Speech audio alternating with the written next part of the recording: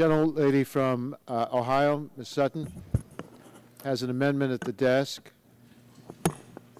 Without objection, it will be considered as read.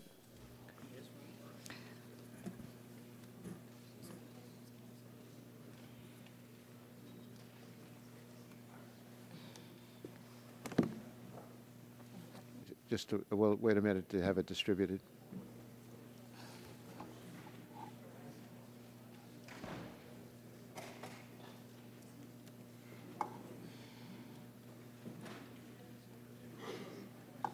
She's buried under this.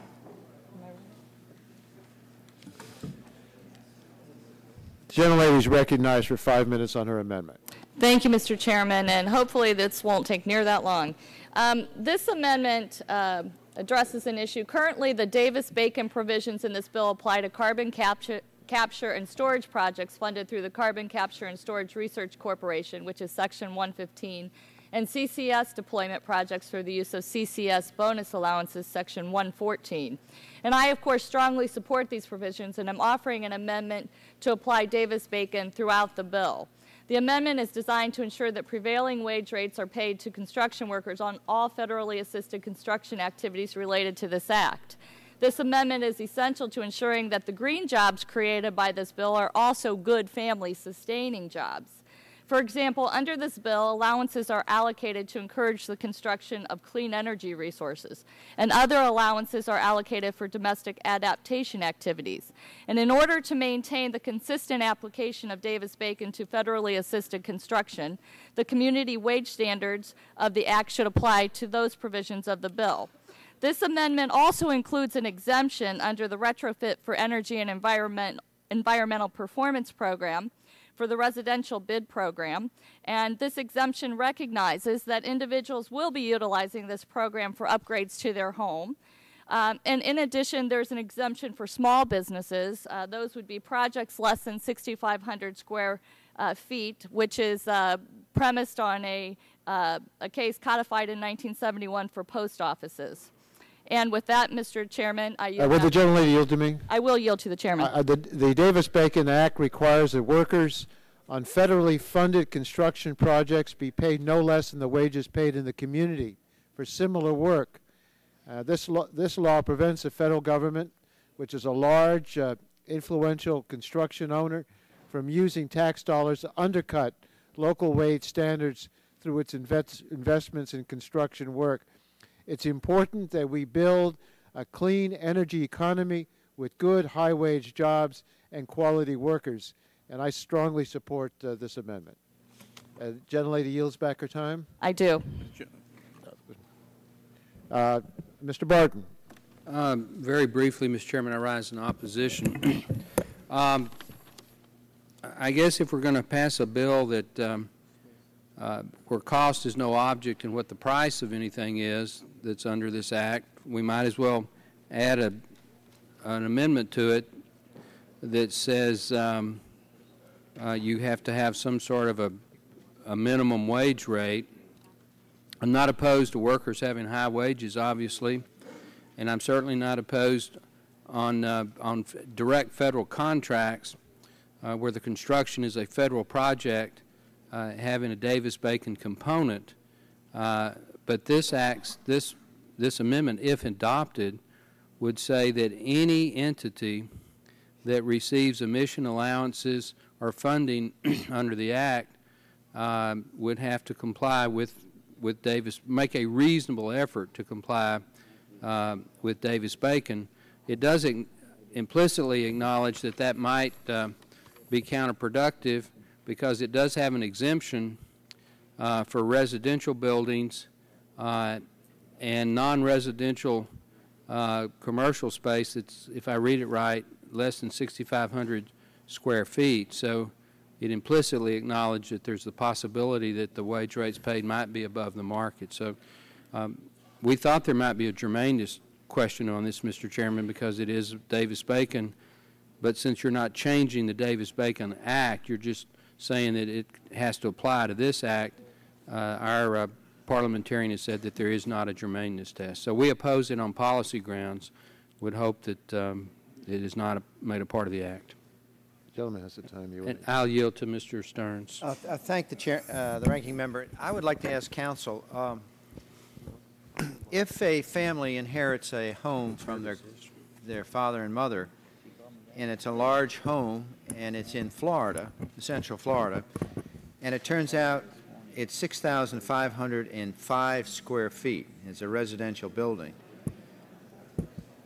Would they have to have Davis-Bacon apply to them if they retrofitted this house based upon this act? My understanding of the amendment is that the residential definition in the retrofit program is completely exempted, and that would include any single-family home. It says here, if the net interior space of such non-residential building is less than 6,500 feet. So this is above that threshold, 6,505 feet. I thought you defined it as a family home. That's a residential building. Non-residential. Okay, so all residentials are exempt. That's right. Okay, so if they had a small business in a building that was 6,505 feet, then what would happen?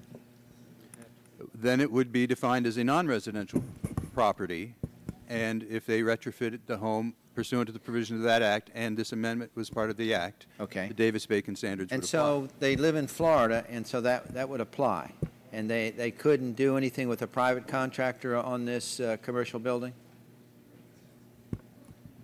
Well, they could choose any contractor they wanted as long as the wage standards under the Davis-Bacon Act were complied. Well, they put out a they put out a price for to fix this building. It turns out they get a lower price, and they don't even know about the Davis-Bacon Act, and they accept the lower price. What happens to them then? You're talking about, gentlemen, yield, you're talking about a violation of the Davis-Bacon Act? Well, I'm saying in this case, they get 3 estimates. Maybe one of them is lower, and they take it, and they don't know it's against the Davis-Bacon Act. So I guess what happens to them then? Is there inspectors out here to confirm this in Central Florida, that they have their commercial building actually retrofitted? If they were applying for federal money through the REAP program that came to the states, and the Davis-Bacon Act would apply to their building, as a condition of obtaining that grant to pay up to half the cost of the retrofit, the Davis-Bacon conditions would apply. And if they were to use that money, they would have to meet the conditions of this provision, and presumably would be guided by the state as to how to obtain the appropriate assurances that their payment for their half of that and for Okay, I'll just conclude, Mr. Chairman. What is the fine or penalty? What is the fine or penalty if they don't do this? I do not know the penalty. Does the chairman know what would happen to this family if they retrofitted their home? Don't know. Don't know the answer, but I do know the time's up. Okay. We now go to the vote. All those in favor of the Sutton Amendment say aye. Aye. Opposed, no. The ayes have it, and the amendment's agreed to. Mr. Chairman, could we have a roll call vote on that, please? You do want a roll call vote? Please. Okay. Clerk will call the roll. Yeah, that's it. We are getting near the end. I'm just talking to myself. We are getting near the end. Mr. Waxman. Mr. Waxman votes aye. Mr. Waxman, aye. Mr. Dingle. Mr. Dingle votes aye. Mr. Markey. Mr. Markey, aye. Mr. Boucher. Mr. Boucher, aye. Mr. Pallone. Mr. Pallone votes aye. Mr. Gordon. Mr. Gordon, aye. Mr. Rush. Mr. Rush, aye. Ms. Eshoo. Ms. Eshoo votes aye. Mr. Stupak. Mr. Stupak, aye. Mr. Engel. Mr. Green. Mr. Green. Mr. Green votes aye. Ms. Deguette. Ms. Deguette, aye. Mrs. Capps. Mrs. Capps, aye. Mr. Doyle. Mr. Doyle aye. Ms. Harmon? Ms. Harmon, aye. Ms. Schakowsky? Ms. Schakowsky votes aye. Mr. Gonzalez? Mr. Gonzalez votes aye. Mr. Inslee? Mr. Inslee, aye. Ms. Baldwin? Ms. Baldwin, aye. Mr. Ross? Mr. Ross, aye. Mr. Weiner? Mr. Weiner votes aye. Mr. Matheson? Mr. Matheson, aye. Mr. Butterfield? Mr. Butterfield, aye. Mr. Melanson? Mr. Melanson, aye. Mr. Barrow? Mr. Barrow votes aye.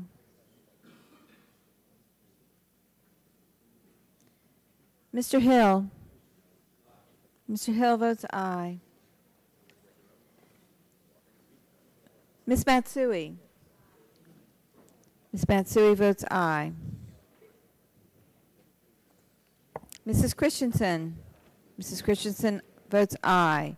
Ms. Castor? Ms. Castor, aye. Mr. Sarbanes? Mr. Sarbanes, aye. Mr. Murphy of Connecticut? Mr. Murphy, aye. Mr. Space? Mr. McNerney? Mr. McNerney, aye. Ms. Sutton? Ms. Sutton, aye. Mr. Braley? Mr. Braley votes aye. Mr. Welch? Mr. Welch, aye. Mr. Barton? Mr. Barton votes no. Mr. Hall? Mr. Hall, no. Mr. Upton? Mr. Upton votes aye.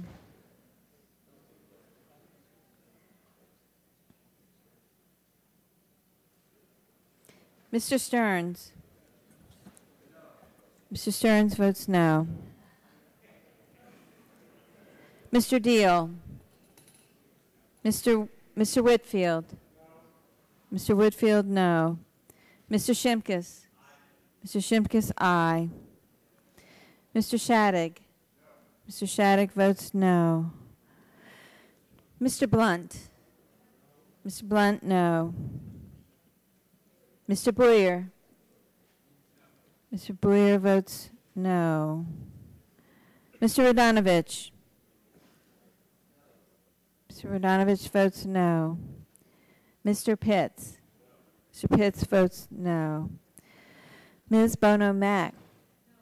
Ms. Bono-Mack votes no. Mr. Walden? Mr. Terry? Mr. Rogers? Mr. Rogers, no. Mrs. Myrick? Mrs. Myrick, no. Mr. Sullivan? Mr. Sullivan votes no. Mr. Murphy of Pennsylvania? Mr. Murphy votes aye. Mr. Burgess? Mr. Burgess, no. Ms. Blackburn? Ms. Blackburn, no. Mr. Gingrey? Mr. Gingrey, no. Mr. Scalise? Mr. Scalise votes no. Let's see who we miss here. Oh. Mr. Terry? Not recorded, I think. Hold on. Hold on. No, not recorded. Votes no? I'm sorry. Did you vote no? Okay. Huh? Okay. Mr. Terry votes no.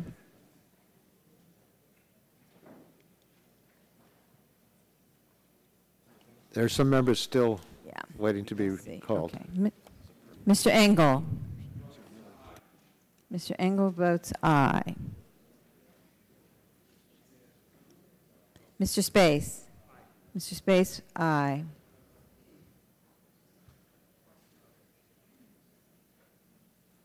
Yeah.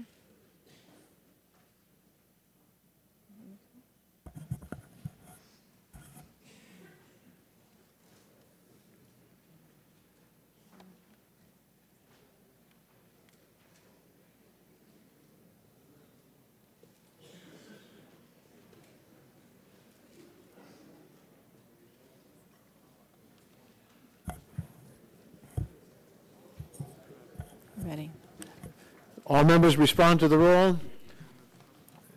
The clerk has tallied the roll, and we'd like to have the outcome. On that amendment, Mr. Chairman, there were 39 yeas and 18 noes. 39 yes, 18 noes. The amendment's agreed to.